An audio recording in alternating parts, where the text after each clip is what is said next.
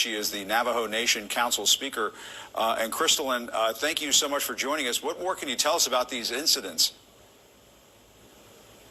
Good morning, Jim, and everyone. Thank you.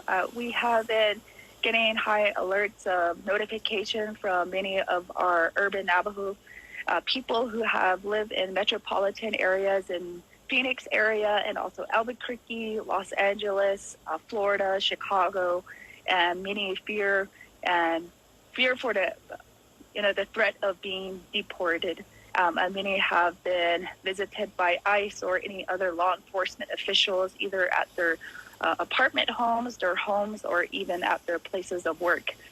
So right now there's a lot of frustration happening here on the Navajo Nation on how to address this.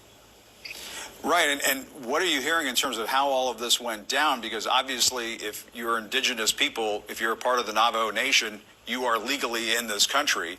And so how did this happen? So it happens.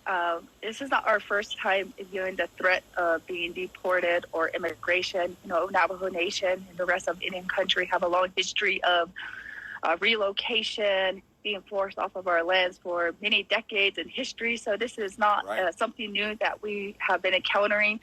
And most of all is being able to recognize this through our own special, unique government-to-government relationship that we have with the United States, and being able to talk about having the rights for our citizenship here on our Aboriginal lands.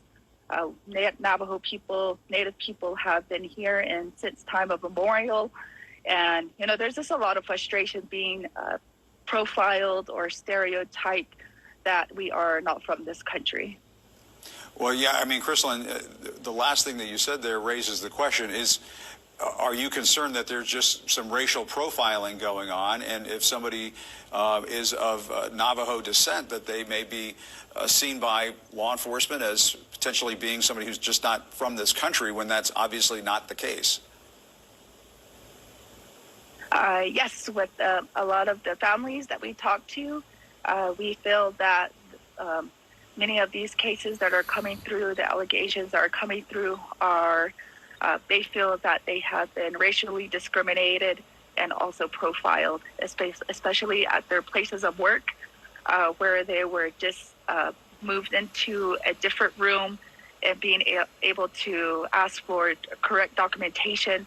And another issue that we're seeing is also with each of our tribes, with the Navajo Nation, for example, we do have a certificate of Indian blood, meaning that we do have identification, knowing that we are members of the Navajo Nation. And right now, it's very uncertain if that is being verified as a correct type of or eligible identification by ICE or any type of law enforcement. So those are just ongoing current issues that we are seeing right now.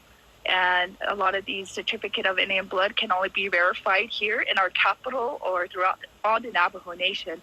As I mentioned, many of our Navajo people are spread throughout the country and the world. Now we're trying to provide assistance and resources on how to get a lot of their tribal identifications verified with a lot of these entities. But Crystalline, just to simplify this, if you are Navajo, you are allowed to be here. Yes, right? absolutely. Full stop. And it goes for all of our tribal people across Indian country. Yes. Yeah. All right. Well, Crystalline Curley, thank you.